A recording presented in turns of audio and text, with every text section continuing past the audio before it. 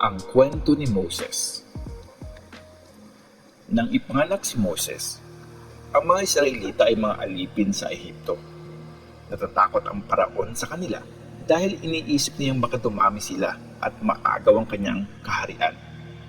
Kaya iniutos niya sa kanyang mga sundalo na patayin ang lahat na sanggol na bagong kapapanganak upang hindi sila lumaki at makalaban sa kanya.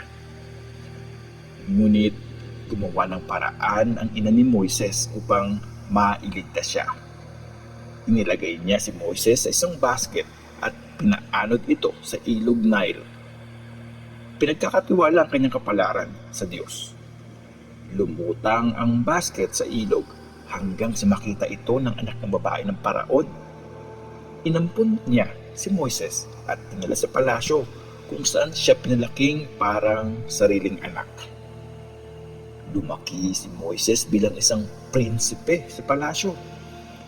Isang araw, nagalit si Moises na makita ang isang Ehipsyo na inaapi ang isang Israelitang alipin.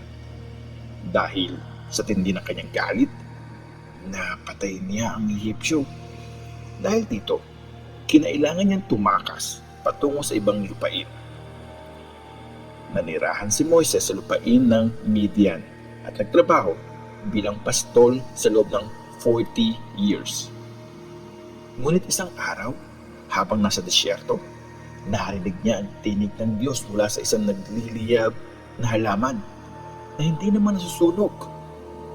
Inatasan siya ng Diyos na pangunahan ng kanyang bayan palabas ng pagkaalipin sa Ehipto at dalhin sila sa lupaang pangako.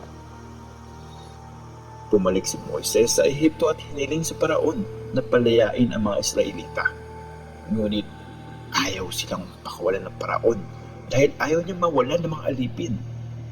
Dahil dito, nagpadala ang Diyos ng 10 salot sa Ehipto.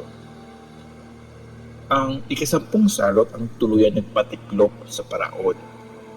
Namatay ang panganay na anak sa bawat pamilyang Ehipsyo kasama ang panganay ng paraon.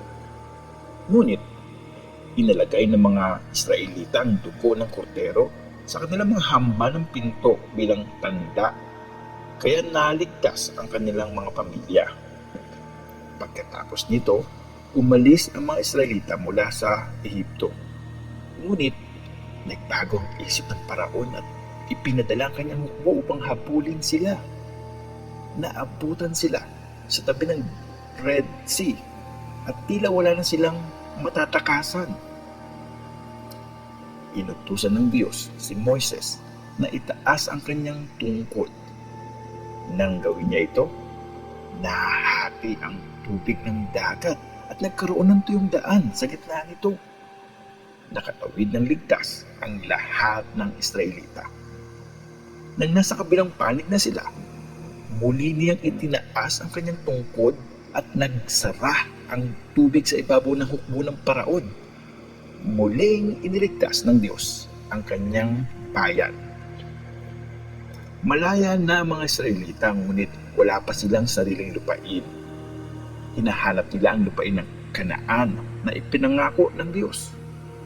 Mahaba ang kanilang paglalakbay at madalas silang magutom. Nangako si Moises na pagkakalooban sila ng Diyos ng pagkain.